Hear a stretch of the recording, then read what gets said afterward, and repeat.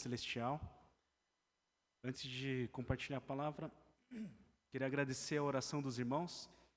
Essa semana eu fui para Tabatinga, é uma cidade que faz fronteira com Peru e Colômbia. Eu tive com os líderes e pastores das igrejas ticunas, da tribo ticuna. Tinha alguns de uma outra tribo também, mas a maioria era ticuna. Foi um tempo muito bom, foi intenso naquele calor equatorial, da Amazônia, no meio da floresta lá, mas foi muito bom. Deu a palestra de Efésios. O pastor Elias, da Igreja Unida também, conhecido pelos adolescentes, pelos jovens, ele esteve lá também, nós dois dividimos as palestras.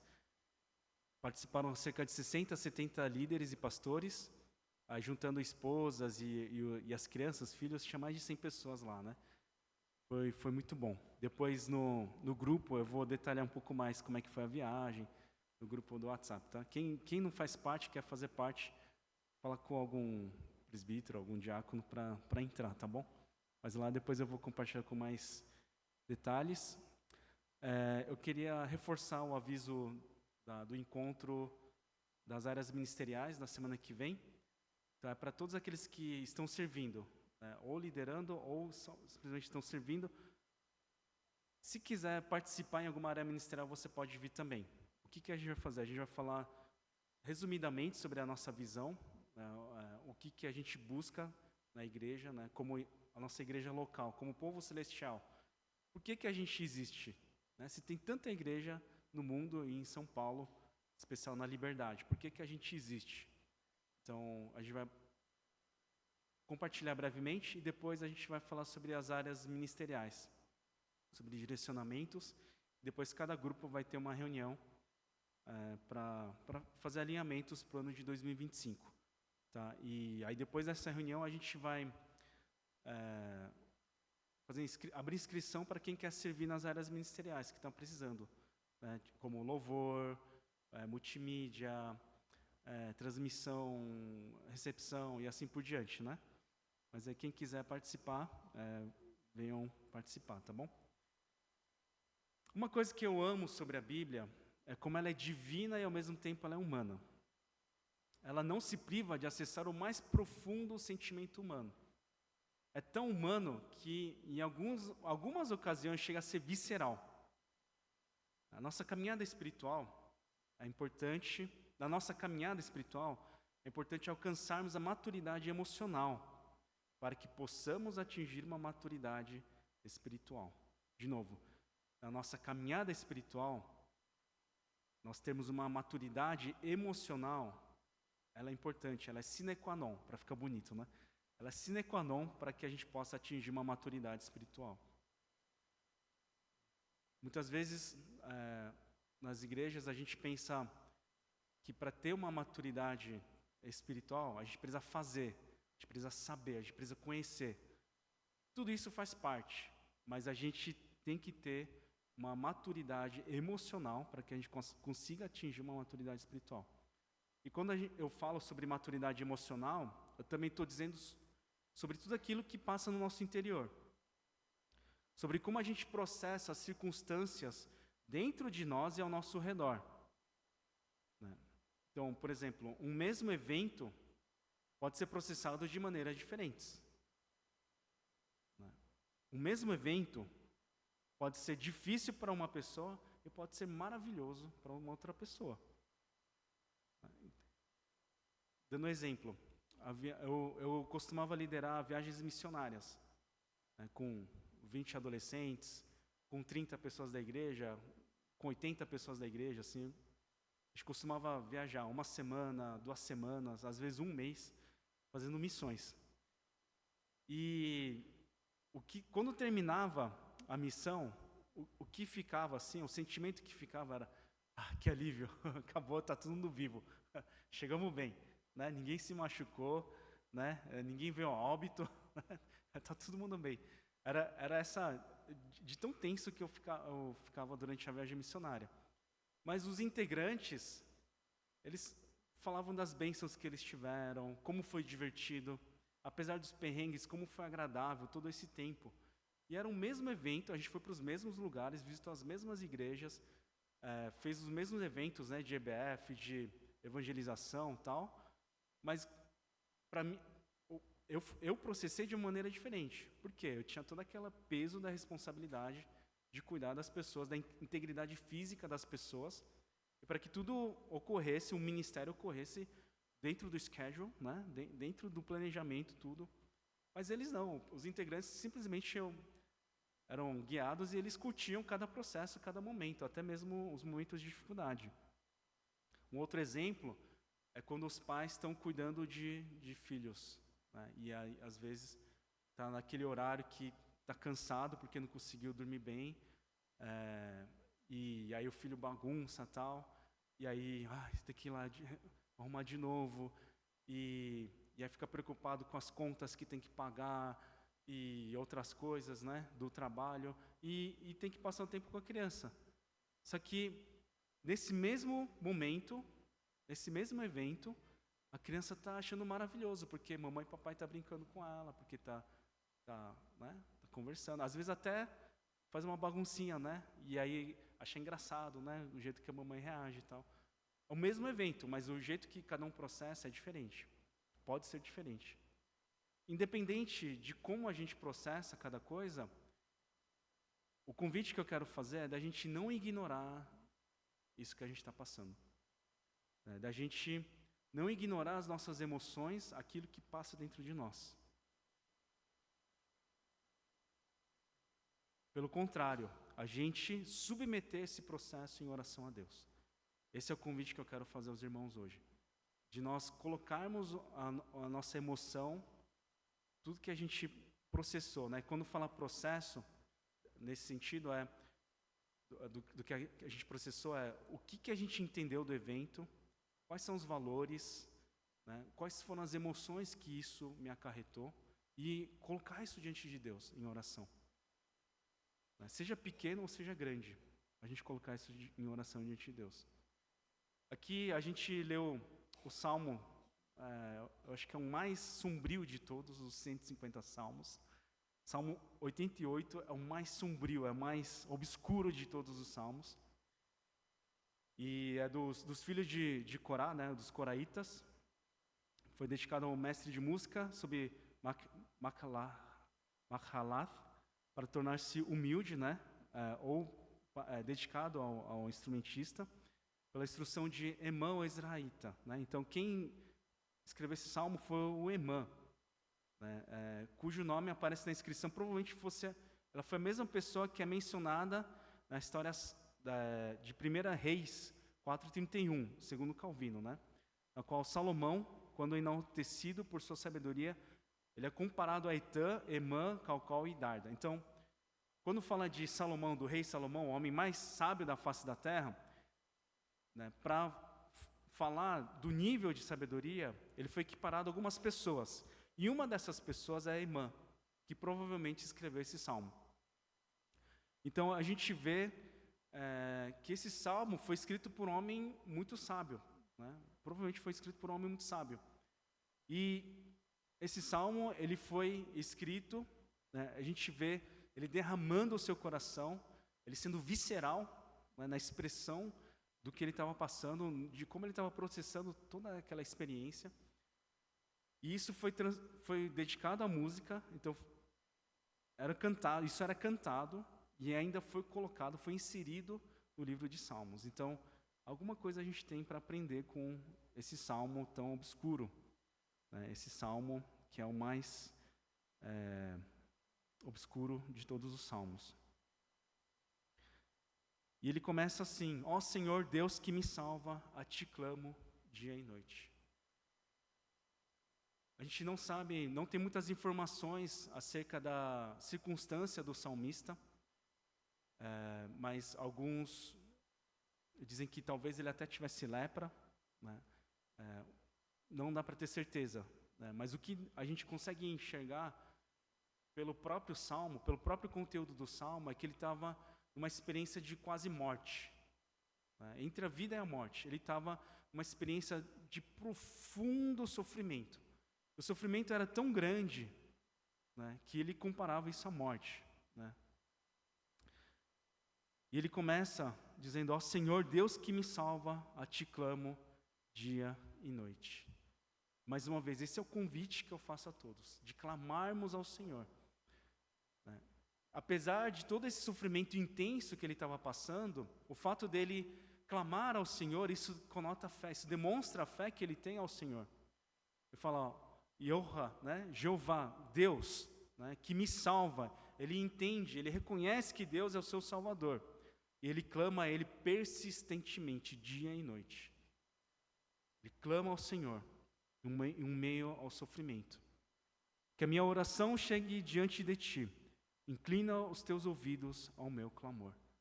Então ele está apresentando esse clamor diante do Senhor. E é muito interessante que ele clama ao Senhor, porque quando a gente está num sofrimento muito grande, especial quando a nossa saúde está debilitada, é muito difícil orar.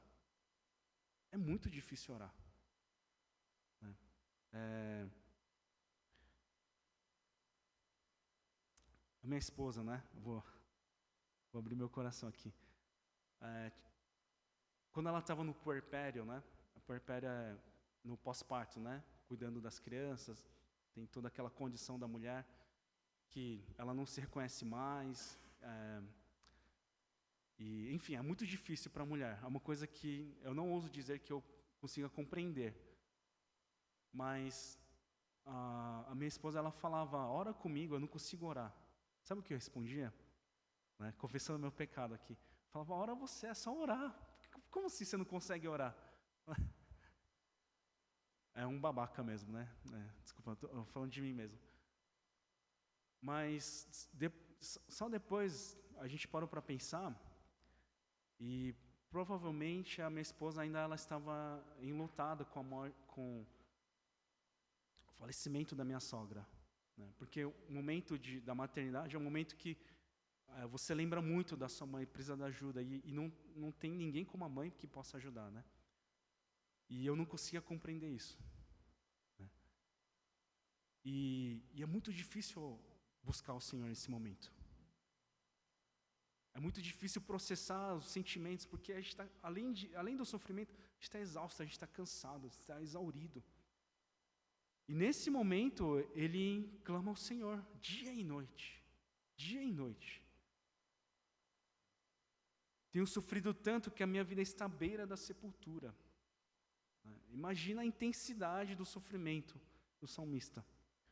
Sou contado entre os que descem a cova, sou como um homem que já não tem forças, fui colocado junto aos mortos, sou como os cadáveres que jazem no túmulo, dos quais já não te lembras, pois foram tirados de tua mão. E nesse momento de intensa dor e sofrimento, ele clama ao Senhor. Ele direciona esse clamor ao Senhor. E isso demonstra fé. Nesse momento de desespero total, ele clama ao Senhor. Ao invés de blasfemar a Deus, ao invés de negar a Deus, ao invés de simplesmente se encolher no seu sofrimento em si mesmo, se esconder em si mesmo, ele busca ao Senhor incessantemente. Depois ele continua, puseste-me na cova mais profunda, na escuridão das profundezas, tua ira pesa sobre mim, com todas as tuas ondas me afligiste. Pausa, depois afastaste de mim os meus melhores amigos, e me tornaste repugnante para eles. E é uma coisa que eu achei muito peculiar, porque todos os verbos estão na segunda pessoa do singular, né, o modo verbal.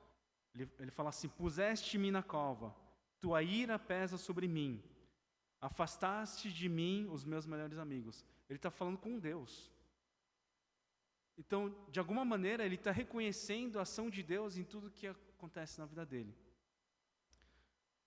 É uma opinião particular, eu não acredito que Deus ele determina cada ponto, cada vírgula das coisas que a gente vive. Por exemplo, se cair um lápis no chão agora, eu não acredito que Deus determinou, né? Mas eu acredito na soberania de Deus, E eu acredito que na soberania de Deus, Deus ele dá a livre escolha para os homens, né?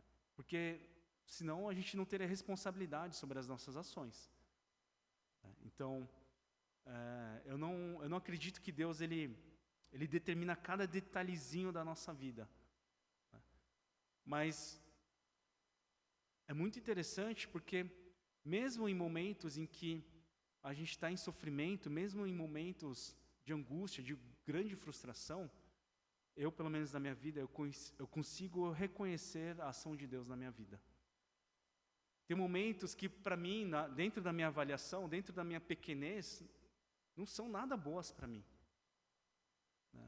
Pode ser por causa do pecado de uma outra pessoa, pode ser intempéries, né? Dificuldades que a gente enfrenta no ministério, né? Servindo a Deus, né? Servindo a Deus, sei lá, na transmissão, fazendo a recepção, servindo a Deus, compartilhando o evangelho com outras pessoas, servindo a Deus fazendo almoço, servindo a Deus tentando ser digno no trabalho, ser, né, justo no trabalho, e às vezes a gente é julgado por isso, a gente é perseguido por causa disso. Mas mesmo nesses momentos em que a gente não deseja, a gente não espera, eu vejo a mão de Deus agindo, né? E o salmista, ele reconhece essa ação de Deus. E aí tem estudiosos que dizem que ele estava colocando isso como questionando a Deus, né? Por que Deus permite tudo isso? Mas muito mais do que esse questionamento, que pode ser também, né? Aí é uma interpretação minha, opinião minha. Parece que é muito mais de reconhecer a mão de Deus, mesmo em meio ao sofrimento, né? Só que, mesmo reconhecendo, é uma coisa muito pesada, né? A tua ira pesa sobre mim, com todas as tuas ondas me afligiste, afastaste de mim os meus melhores amigos, e me tornaste repugnante para eles. Ele está falando da solidão, né? E é muito difícil passar pelo sofrimento em meio à solidão. Ele se sente como um preso que não pode fugir. Minhas vistas já estão fracas de tristeza. Ele está completamente debilitado, ele está completamente desgastado por toda essa circunstância que causa o sofrimento e pelo sofrimento causado. Mas no versículo 9, ele diz assim: a ti, Senhor, clamo cada dia, a ti ergo as minhas mãos. Mesmo assim ele clama ao Senhor. Mesmo assim, a cada dia, incessantemente, ele clama ao Senhor. A gente vê a persistência dele, a fé dele, né, de que Deus é soberano, de que Deus é Pai, de que Deus ele é Salvador, mesmo em meio ao sofrimento, mesmo em meio à frustração. A ti ergo as minhas mãos, né, se direcionando a Deus, quiçá em sinal de rendimento a Deus, talvez até em sinal de adoração a Deus, mas ele ergue as mãos ao Senhor. Acaso são conhecidas as tuas maravilhas na região das trevas, os teus feitos de justiça na terra do esquecimento? Parece que ele faz um apelo aqui, né? E ele compara o seu sofrimento com a morte, né? Ao mesmo tempo parece que o sofrimento é causado por essa situação de quase morte, mas ele fala assim: acaso são conhecidas as tuas maravilhas na região das trevas? É como se ele estivesse falando que a vida é conhecer as maravilhas de Deus, é ter a manifestação das maravilhas de Deus, é ter a glória de Deus. E a morte é como se não tivesse essa manifestação das maravilhas de Deus. E ele parece que ele faz esse apelo à vida, né? A que ele pudesse, né, conhecer as maravilhas de Deus, ou ter a manifestação das maravilhas e da justiça de Deus. Mas eu, Senhor, a ti clamo por socorro. Já de manhã a minha oração chega à tua presença. E ele continua clamando ao Senhor. Versículo 14. Por que, Senhor, me rejeitas, escondes de mim o teu rosto? Desde moço tenho sofrido e ando perto da morte. Os teus terrores levaram-me ao desespero. Ele está falando de um momento de deserto. E até mesmo Jesus Cristo, ele passou por esse momento de deserto. Ele se sujeitou a isso por amor a nós. Até mesmo homens de Deus, como Moisés, passaram por esse deserto. Até mesmo pessoas como Israel, Abraão, eles passaram por esse momento de deserto em que parecia que eles não ouviam, não conseguiam ouvir a voz de Deus. E é isso que o salmista está dizendo: Senhor, por que me rejeitas, escondes de mim o teu rosto? E ele fala desse sofrimento desde a sua juventude e dos terrores e do desespero que ele tem. Sobre mim se abateu a tua ira, os pavores que me causas me destruíram. Cercam-me o dia todo como uma inundação, envolvem-me por completo. Tiraste de mim os meus amigos e os meus companheiros, as trevas são minha única companhia. E assim termina o Salmo. A maioria dos salmos, a maioria absoluta dos salmos, 99% dos salmos, tem uma doxologia, tem um trecho de adoração ao Senhor, de glorificar os feitos do Senhor, de reafirmar a salvação vem do Senhor, Deus, o Senhor é o meu refúgio. Mas esse salmo termina assim. Até a gente podia perguntar, por que esse salmo está aqui? Né? Termina assim, dark, assim, né? Completamente obscuro, assim. Completamente para baixo. Até parece que ele não tem fé em Deus. Mas eu vejo o contrário. Porque ele tem fé em Deus, ele derrama o seu coração diante do Senhor. Irmãos, não tem problema nós estarmos perdidos. Às vezes não sabemos qual que é o rumo. Mas o importante é eu estar perdido no Senhor. Eu posso ter dúvidas, como a gente compartilhou na semana passada, eu posso ter questionamentos, mas o importante é eu ter questionamento no Senhor. Buscar ao Senhor incessantemente dentro desse questionamento. E uma coisa que Deus quer é reinar sobre todas as áreas da nossa vida, até mesmo as áreas mais profundas da nossa vida. Coisas que a gente nem quer acessar ou ter conhecimento sobre. Coisas que a gente aprendeu a engolir o choro e seguir em frente.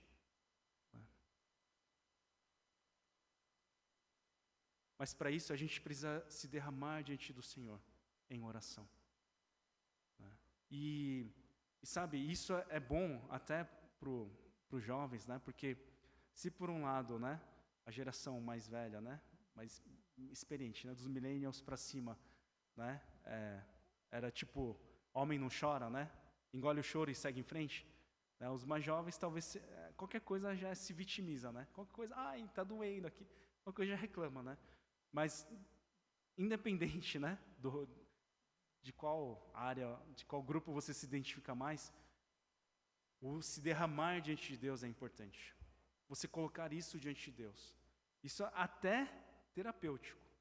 Até terapêutico. Mas a gente tem que se colocar diante do Senhor. A gente precisa processar, eu preciso entender os sentimentos que eu tenho. Você pode até pensar assim, pastor, mas eu estou bem de saúde.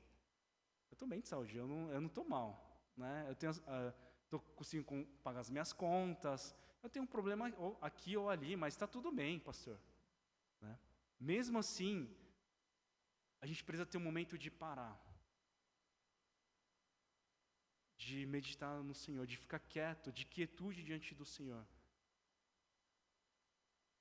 e de enxergar o que está dentro do nosso coração. E a realidade é que muitas vezes a gente tem medo de encarar o que está aqui dentro. Então, quando é um momento de silêncio, não tem nada para fazer, a gente já pega o celular, né? Já põe o fone de ouvido, ou já ouve uma música, um podcast, ou liga a TV para não se sentir só. Ou às vezes é porque não quer encarar os conflitos que tem dentro de si. Eu estou falando só de mim? A gente, para o nosso amadurecimento espiritual, para que Deus reine de fato em todas as áreas da nossa vida, nós precisamos nos submeter ao Senhor em oração. E se possível com a Bíblia aberta, melhor ainda. E tudo bem você orar e você não ter nenhuma resposta. Tudo bem se você orar e de repente você sente um vazio. Tudo bem porque o Senhor ainda continua cuidando de você, mesmo que você não perceba. Tudo bem porque Deus é soberano, Deus é salvador. Ele é o nosso refúgio, Ele é a nossa fortaleza. Então, mesmo que tenha um período de deserto, uma hora a gente vai ser encaminhado para o oásis.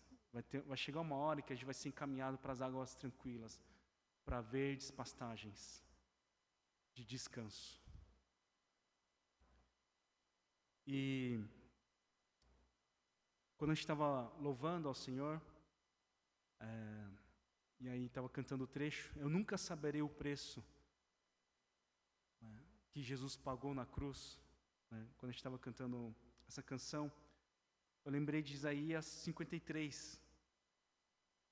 Isaías 53 dizem que é um capítulo do Antigo Testamento que os judeus que não creem em Jesus como Messias, eles têm pavor desse capítulo, porque quando a gente lê esse capítulo, não tem como não associar a toda a paixão que Jesus ele sofreu. Isaías 53, 4 diz assim: certamente Ele tomou sobre si as nossas enfermidades, e sobre si levou as nossas doenças. Contudo, nós o consideramos castigado por Deus atingido e afligido. Mas Ele foi traspassado por causa das nossas transgressões, foi esmagado por causa de nossas iniquidades.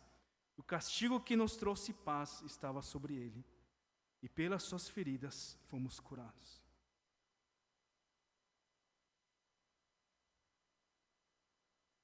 O Senhor sabe o que passa dentro de você. Ele entende o que passa dentro do seu coração. E é importante, seja uma pequena frustração, uma pequena alegria de colocar isso diante do Senhor. Porque se a gente deixar, parece que resolve, né? Muitas vezes isso não resolve.